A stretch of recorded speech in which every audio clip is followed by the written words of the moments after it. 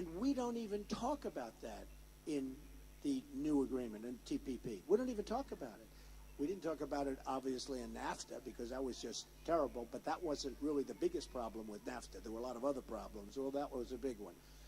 But with Trans-Pacific, they're going to clean out our jobs. Look, these countries are taking our jobs. I got statistics on Wisconsin that are unbelievable, how jobs, you know, we think we're doing nicely and everybody thinks they're doing well.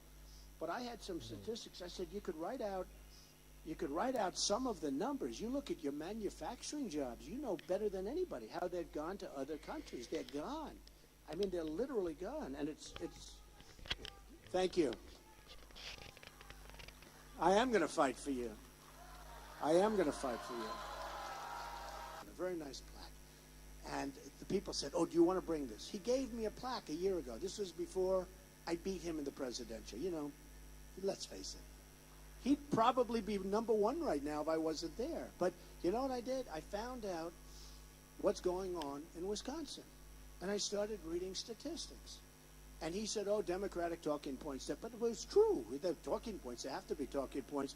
And I'm not saying a bad guy. So he gave me a plaque because I gave him like a lot of money, like $50,000 or $100,000 to run. And I didn't know him, but I thought, you know, I liked the idea that he was in there fighting and all. You know, he was fighting. It'd be nice if you could do it without so much fighting, get the same result or better. If you could get a better result without fighting, that would be great.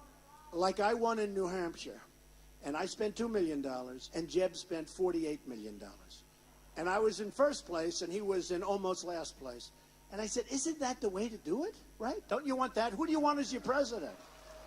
No, who do you want?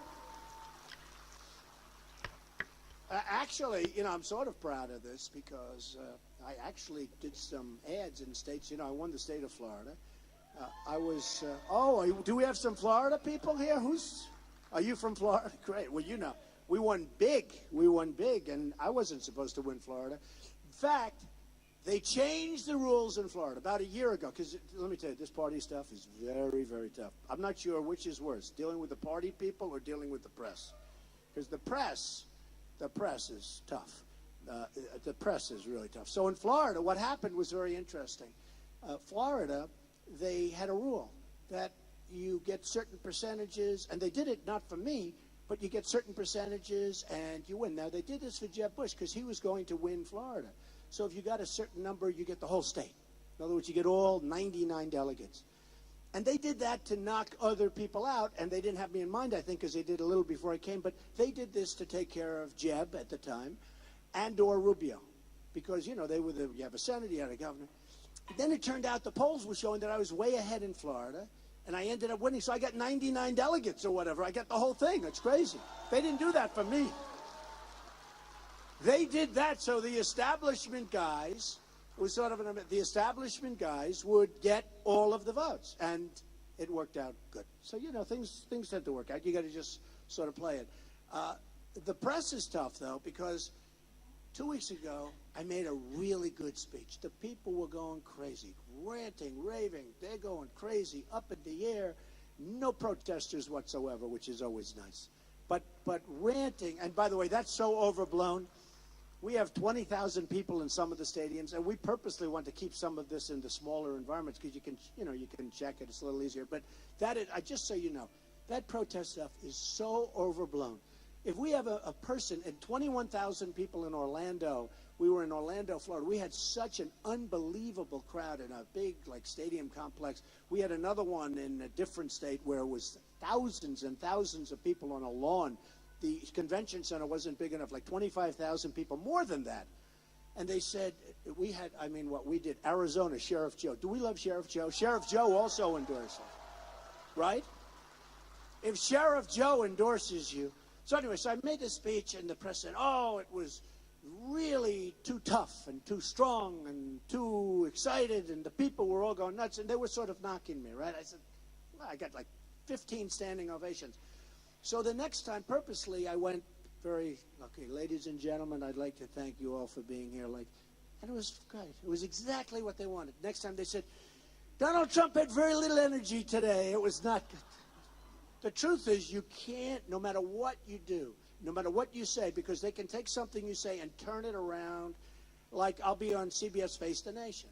What I said was perfect. And what I said was, in fact, otherwise I wouldn't, honestly, I'm going to be on that tomorrow. And I taped it yesterday. What I said was so good. It was so perfect. And then they looked, they said, oh, maybe he should have added a word. And, well, actually, the way it came out, they took words out that I said.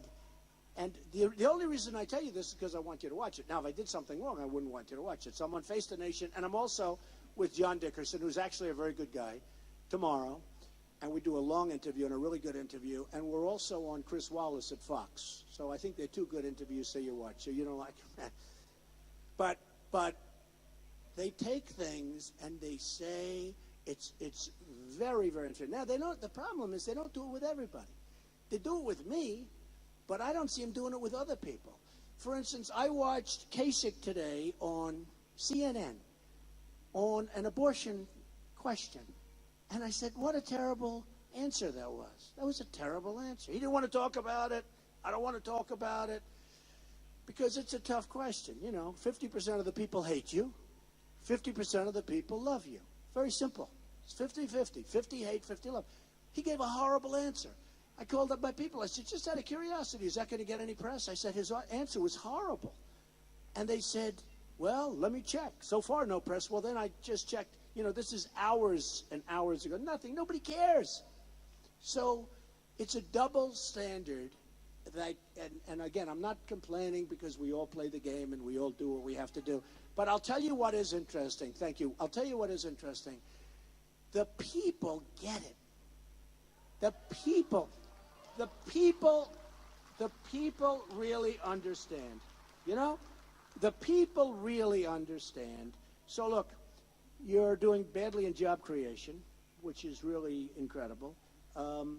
Wisconsin has to keep wages very depressed. If you don't keep wages depressed, you're not going to hold your jobs, which tells you have the wrong kind of jobs, folks. I hate to tell you. We'll bring the jobs back that you're going to want to make a little money with.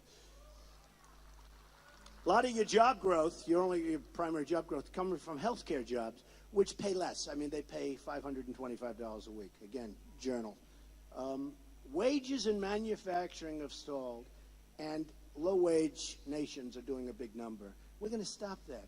Household income has declined since the year 2000. Okay, so folks, you're in Wisconsin. We like the governor.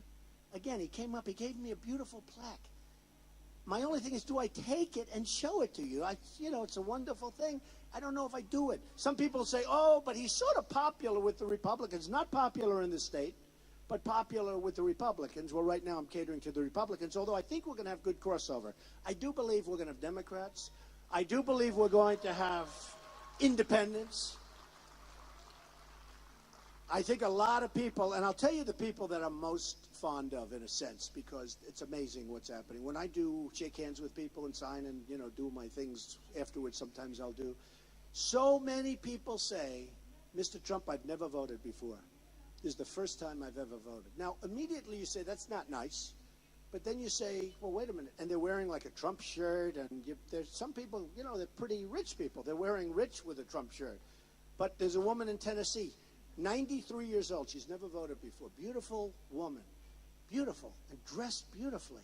And she came in and they won. It was a big deal. It's actually been a big story in Tennessee. First time voter, never voted before. She's voting for Trump. And she's so excited about it.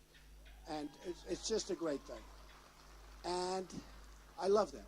So we get a lot of people that have never voted before. Now, you don't read this in the papers, and I can't say it if it's not true, because I'll end up in a front page story. Trump exaggerates, and he this, and he that, but I only say what's true. I've gotten millions of votes more than Ted Cruz. I've gotten millions and millions of votes more than Kasich. Millions of votes more. What's happened to the Republican Party, which in all fairness had a falling asleep reputation, whether we like it or not, it was falling asleep. And frankly, the whole structure of the Republican Party is much tougher to win the presidency. It is so much tougher. If you don't win every state perfectly, but I'm going to bring some states into play that nobody else is going to be able to put into play. I mean, nobody. And we're getting great polls with African Americans because they know we're going to bring back jobs. We're getting, in my opinion, I'll tell you what, nobody has greater respect for women than Donald Trump. Nobody. Nobody.